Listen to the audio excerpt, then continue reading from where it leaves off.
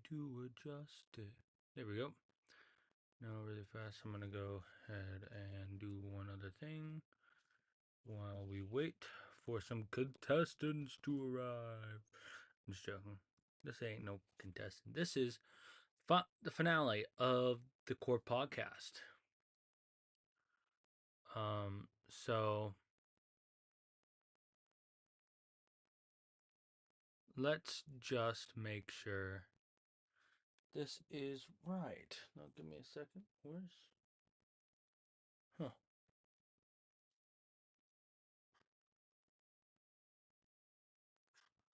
We don't need that. What we need... Okay. All right. So, really fast, there's a couple things I gotta do prior to this. All right. So I do want to say thank you guys so much for joining us on today's podcast, which is the finale, of course, of this amazing series that I've been loving to do. And no, this ain't the end of the podcast, the Corre podcast. This is just the end of season 1. Now, first, we're going to go ahead and begin this in some way. We'll figure this out one way or another.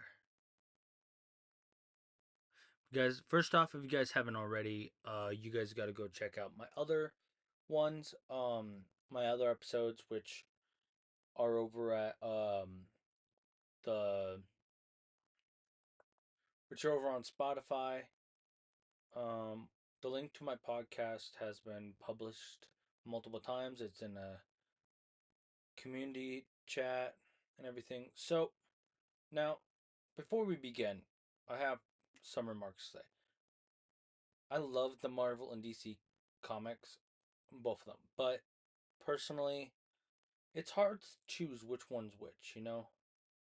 It's just really hard to choose which one is going to be your ordinary one and which one is going to be the one that you hate forever. I can't choose that. Mainly because it's unethical to do that.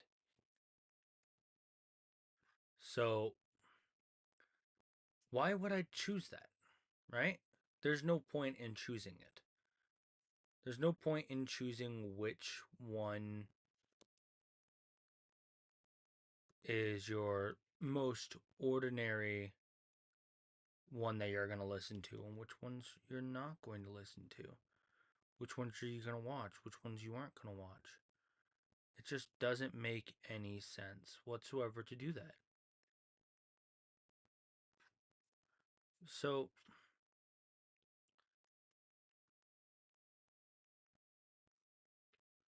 what I first want to see what your guys' favorite ones are. Like, what are your favorite ones that you can't choose, you know?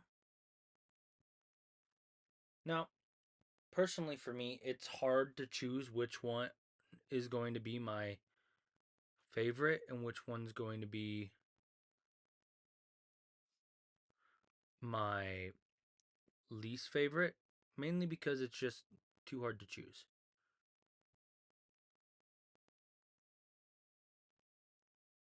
You know, it's just really hard to choose which one is which, especially when you know there's too many things in line for it. Now, you might be wondering why there are a lot of questions. There's a lot of open-end questions in a lot of parts of stuff. So, the only way I can do this is if I start by explaining a little bit. So, I always grew up knowing that it was fiction and all this stuff, and that none of this was going to be. But what if it was? What if you actually had the chance to become someone like Superman or someone like Iron Man? Well, it's all a possibility. In nowadays world, it always will be. It's just who's going to stand up to it. Who's going to stand up and do it, you know? Not a lot of people will do it, mainly because there's really not anybody who is willing to risk their lives for anybody but ourselves, which is okay. That's what the American dream is about. American dream is about standing up for what you believe in, looking out for number one, me. Never been that way. And that's what made me really like Marvel and DC comics. But to be honest, Marvel and DC comics, they're completely different. They're 100% different. And that's what we're here to do. So, without further ado, this is the grand finale of the Marvel and DC Chronicles. I'm your host, Damian Mears. Today we're diving into the ultimate showdown, comparing the titans of the comic book world, Marvel and DC. We'll explore the unique strengths and weaknesses and what makes each universe so captivating. Plus, I'll leave you with some intriguing questions to ponder until next season. So, without a further ado, let's get started. Da-na-na-na-na-na-na-na-na. Which one is it gonna be, Marvel or DC? Alright, so first we're gonna start off with origins and evolution. Marvel and DC have rich histories with dates that back all the way to the golden age of comics. DC was founded in 1934, introduced us to the iconic heroes like Superman, Batman, Woman.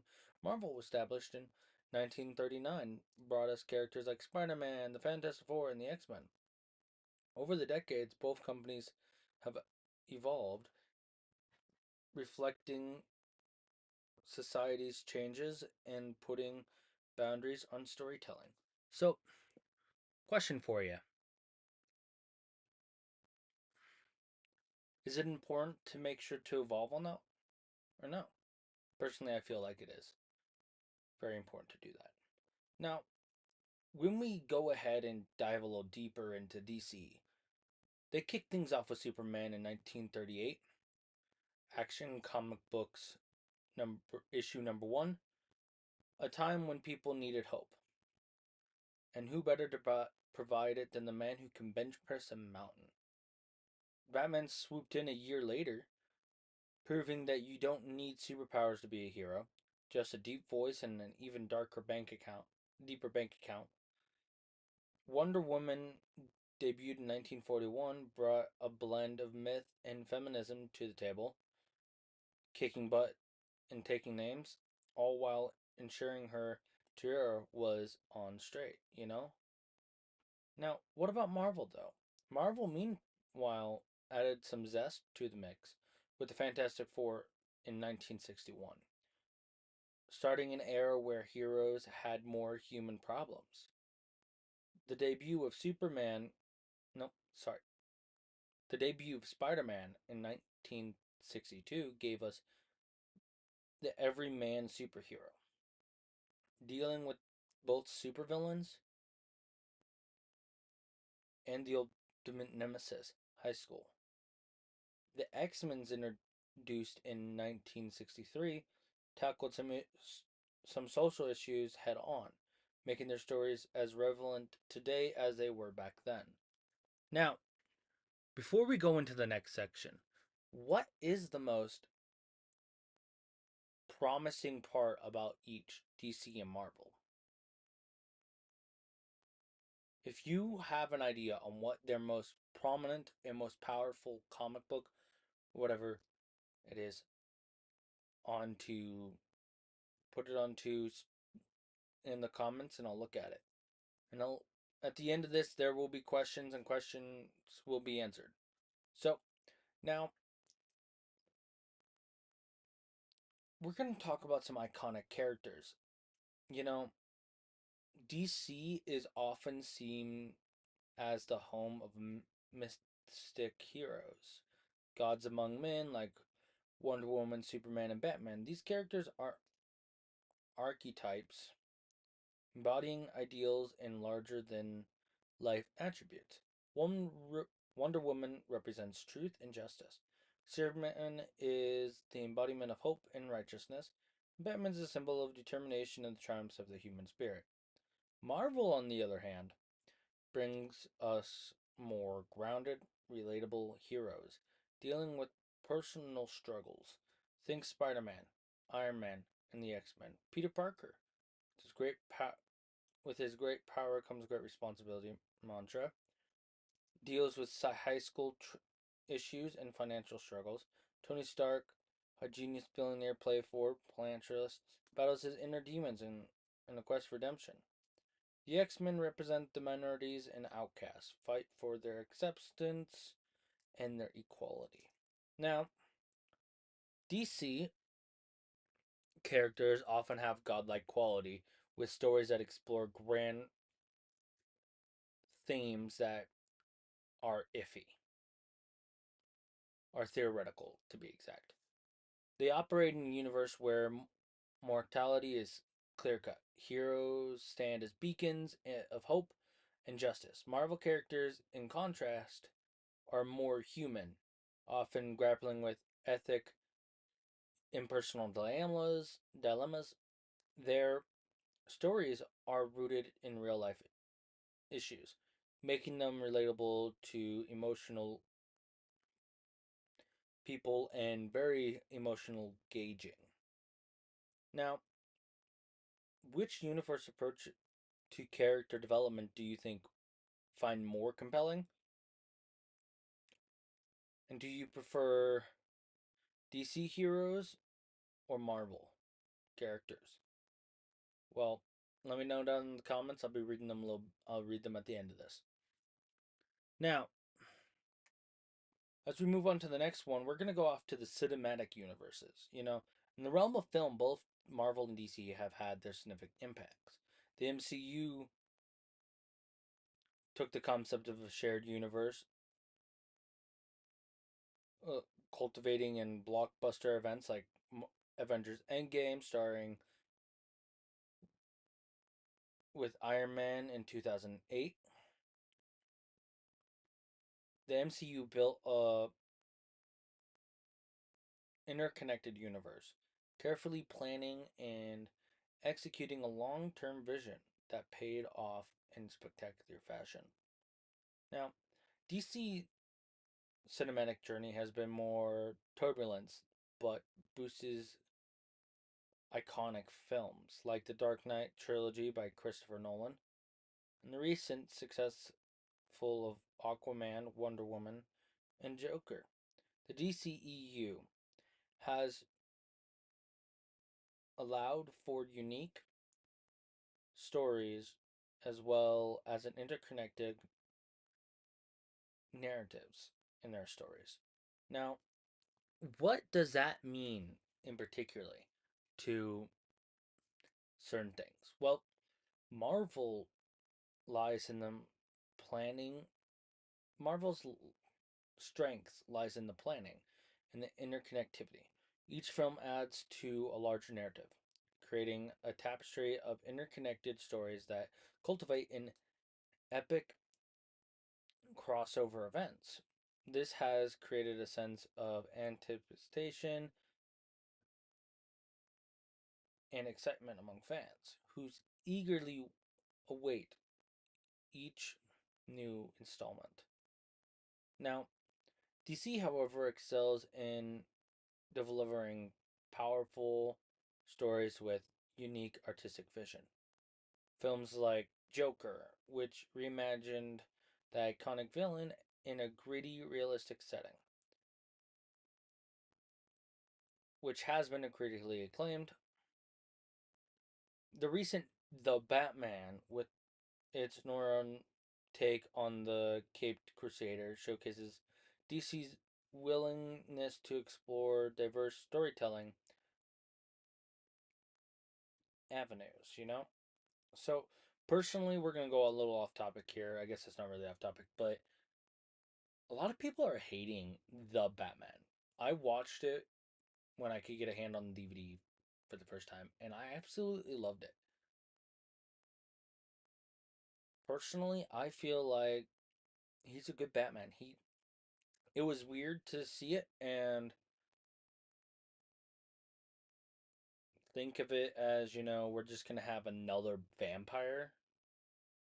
But personally, it really added depth. But there was only one thing I didn't like. The main villain that Batman always has fought many, many times and always will be is Joker. For that twist to have the Riddler be the first villain to be showcased in his movie, it's weird, personally, to me. But I like the twist. I really do.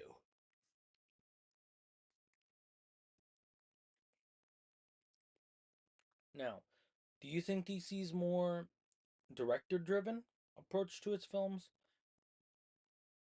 Or do you think Marvel is? It's completely up to you guys to decide. Now, we're gonna go off to one of the greatest sections of this, I agree. The storytelling and the themes.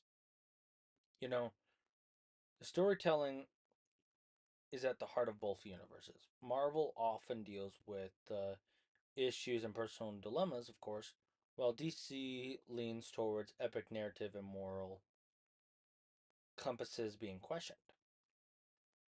What themes do you find more intriguing in each universe?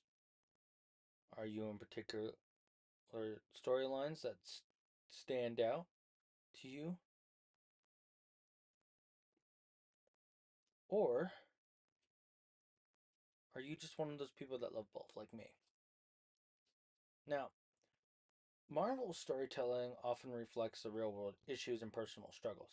The X Men, for instance, has often been a metaphor for marginalized groups fighting for justice and acceptance. Stories like the Dark Phoenix saga and the Days of the Future Past delve into the themes of identity, power, and survival. Spider Man, night Gwen Stacy died, is the exploration of loss and responsibility. Now, DC's narratives, on the other hand, are grand and more often mystical. The Dark Knight Returns by Frank Miller redefined Batman, presenting an older, grittier version of the hero. Watchmen, although published by DC's imprint, Vertigo deconstructed the hero genre, questioning the very nature of heroism and power. Crisis on Infinite Earths reshaped the entire DC universe, showcasing the epic scale of their storytelling. Now, which universe themes are storytelling methods that resonate with you? Do you prefer Marvel's DC personal stories or do you prefer Marvel's grounded personal stories or DC epic mythical takes? You know, it all depends, I personally say. So, now we're going off to the next one, which is what do we see when we look at these two comic book series, films, TV series, in the future? We're going to look ahead, both with DC and Marvel have ambition plans for their comic books, films, and TV series. Marvel continues to expand its universe with new characters and stories, while DC is exploring multiverse concepts and bringing fresh takes on classic heroes. What what are your hopes for the future of these universes? Are there any upcoming projects you're particularly excited about? Well, here's an outlook on it. Marvel's Phase 4 and beyond promises to introduce new heroes like Shang-Chi, the Eternals, and the Fantastic Four. And the integration of the X-Men into the multiverse of the MCU is highly anticipated as the continuation of beloved franchises like Spider-Man, Doctor Strange, Thor. Marvel's Disney series such as WandaVision, Loki, and Falcon and the Winter Soldier have also expanded storytelling possibilities, offering deeper dives into characters and new narrative formulas and formats. Personally, I feel it's amazing what Marvel's doing. You know, DC is leaning into the multiverse concept, allowing the multiple interpretations and stories to coexist. Flash movie is set to explore the concept, potentially bringing together different versions of the character from past films. Matt Reeves' The Batman, with its inspired take on The Dark Knight, is generating significant buzz. Additionally, projects like Black Adam, Shazam Fury of the Gods, and the continued adventures of Wonder Woman and Aquaman show DC's commitment to expanding their cinematic universe. Now, how do you see the evolution of the Marvel and DC in the next decade? What changes or innovations would you like to see in their storytelling and the character development? Well, that's for you guys to let me know, and I will go over it. Now, we're ending this off at a really high note right now of the information part of the podcast. Well, it's been an incredible journey exploring the vast worlds of Marvel and DC with you. They're two universes that have given us endless hours of entertainment, and inspiration, and debates. As we wrap up this season, I leave you with a thought. In the ever evolving landscape of superheroes, which universe do we believe will stand the test of time? Why? Now, prior to the ending this, we have a few things to go over. It does not look like you guys at all have left me any comments. Oh, that's just sad. Okay. Well, that is okay. Now, prior to ending this, we have a few things to discuss, such as what is it about this podcast that really has opened up minds? Well, a lot of people don't really know why I chose the Core podcast to be what it is called, how it's spelled and everything. People might assume it might have to do with my name being Demicore. But actually, it's about learning the deep details of the concepts we are exploring. That's why I chose the Core podcast as its title. You know, the DC and Marvel Chronicles was just episode one. Was just season one of the amazing details. One thing I do want to say though is I'm excited to continue this journey with the Core podcast. Season 2 will be up in 2 weeks. I am.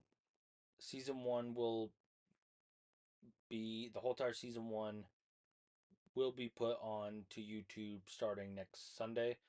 It's going to be a whole entire few videos. I'm going to start uploading them and getting them prepared for next Sunday, so that it will be all uploaded all at once and you guys can stream it. This one, on the other hand, if you want to do the season 1 finale, go ahead and take a look at it now, or later. Now, if you guys have any questions, go ahead and comment them down below. I am ready for your questions.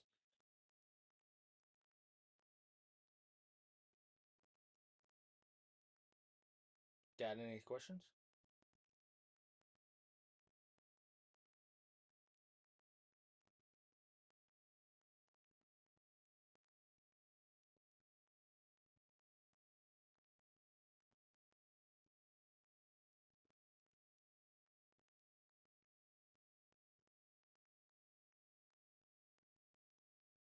Well, if you don't have any questions, we'll continue this.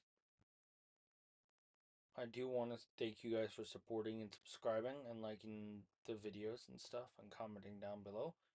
One of the greatest things I do want to say is I'm excited for the next season of the Core Podcast. It is definitely an honor to be able to say the least.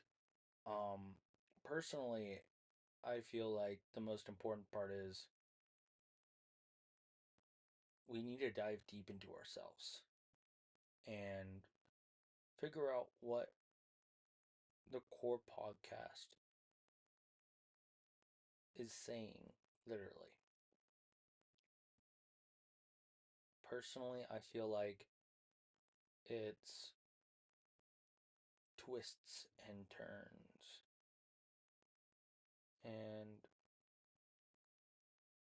concepts that are so deep with detail that it just sometimes drives us to be better.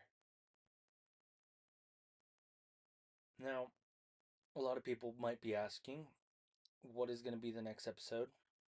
What's the next season about? Well, the next season